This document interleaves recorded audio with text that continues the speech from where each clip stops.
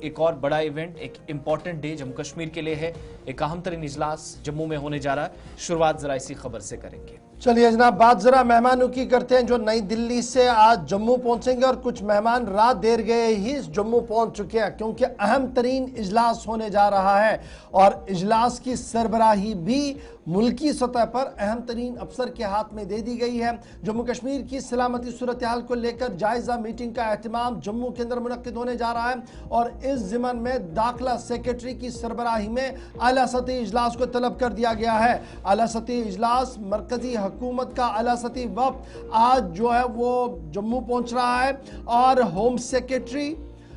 Paramilitary forces کے سربراہان، intelligence agencies کے سربراہان جموں کے اندر آج بیٹھیں گے اور موجودہ صورتحال کا جائزہ لیں گے۔ اعلیٰ سطحی سیکیورٹی ریویو کے اندر نہ صرف یہ افسر ہوں گے بلکہ اطلاعات اور خبروں کے مطابق جموں کشمیر پولیس کے ڈائریکٹر جنرل پولیس، اس کے علاوہ ڈی آئی جی رینک کے افسروں اور پھر ایس ایس پیز کے ساتھ بھی تبادلہ خیال کرنے کا پروگرام ترتیب دے دیا گیا ہے۔ حکمت عملی کو آج ترتیب دیا جائے گا کہ کس طریقے سے جموں کے مختلف علاقوں کے اندر جو صورتحال بنی ہوئی ہے، جو دہشت گردانہ کارروائیاں چل رہی ہیں، انہیں کس طریقے سے قابو پر لایا جائے۔ اور بڑی خبر یہ کہ آج جموں کے کنونشن سینٹر کے اندر اس اہم ترین اجلاس کو طلب کر دیا گیا ہے۔ مرکزی ہوم سیکرٹری گووند موہن آج تھوڑی دیر کے بعد جموں پہنچیں گے، نئی دلی سے جموں پہنچیں گے، بلکہ اطلاعات اور خبر یہ ہے کہ سیکیورٹی ایجنسیز کے سربراہان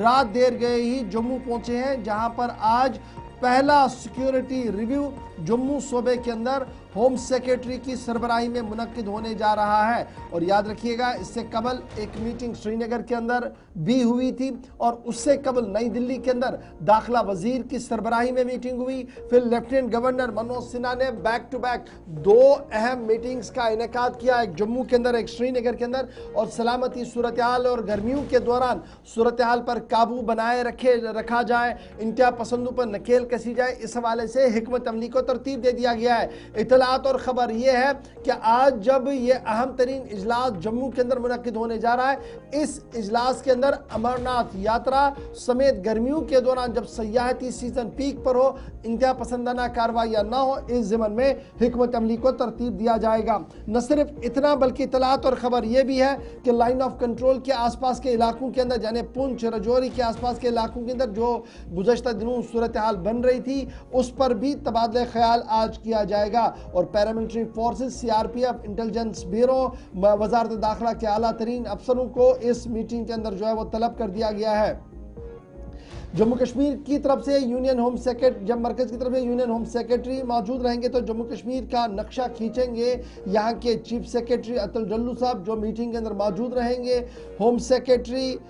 سی بھارتی صاحب، اور پھر director general police Nalin Prabhat صاحب، additional director general police, additional director general C I D Nitish Kumar, I G P Jammu zone Bhim Singh Tulsi, I G P Kashmir V K Birdi سمیت B S F, C R P F اور intelligence افسروں کو اس میٹنگ کے اندر طلب کر دیا گیا ہے۔ داخلہ وزیر جو ہے آج